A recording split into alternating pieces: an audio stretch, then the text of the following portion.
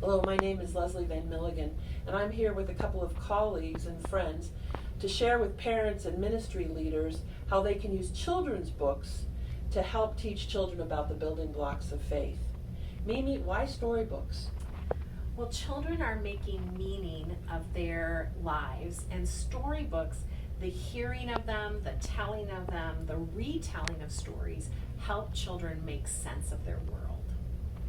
Laura, so what building block are we focusing on today?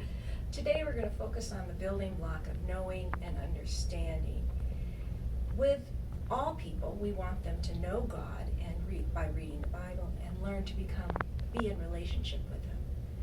But emphasizing this particular block, we are thinking about how do we get to know God? How do we get to be in relationship with God and with His people? For children, many of the Bible stories are not understandable or even appropriate for them. So we do already gauge it by age.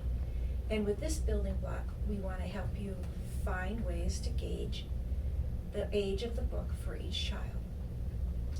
Mimi, which book did you bring to us? Yeah, I went young with this. This is a board book called Bible Basics, a Baby Believer Accounting Primer by Danielle Hitchen. She has a series of books that are made for the youngest among us, infants and toddlers. And so this book, with beautiful illustrations, goes through its accounting primer, so 1, 2, 3 different ways, but it talks about the basic theology of the faith. And we often think that young children are not capable of understanding theology, and this book introduces them. It provides a way for them to be introduced to the ideas of our theology and of our faith. Thank you, Mimi. Laura, which book did you bring to us? I think often parents sit with one storybook for the child's whole life. And they don't think that there's other ones out there, or they don't explore. There's wonderful ways to explore Bible storybooks. This is a new one, which I know you can find. It's I Wonder, and it's written by Glennis Nielsen and Alexandria Fusing. It's exploring God's story. I like this book so well because it has wonderful color for each story.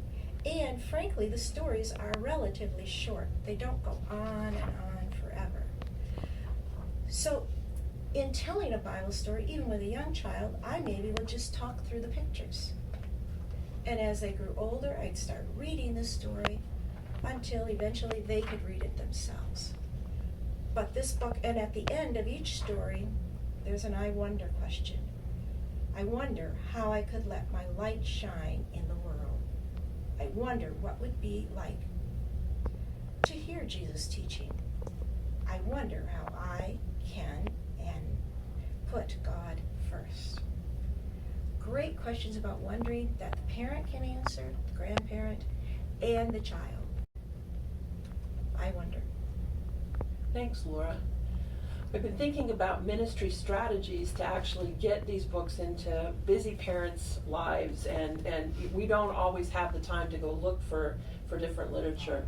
And I think one ministry strategy would be to start creating a list of these books and hand them out like at Christmas time to both parents and grandparents. I know my kids had a couple of storybook Bibles that they loved when they went to their grandparents' house, and that became special to them.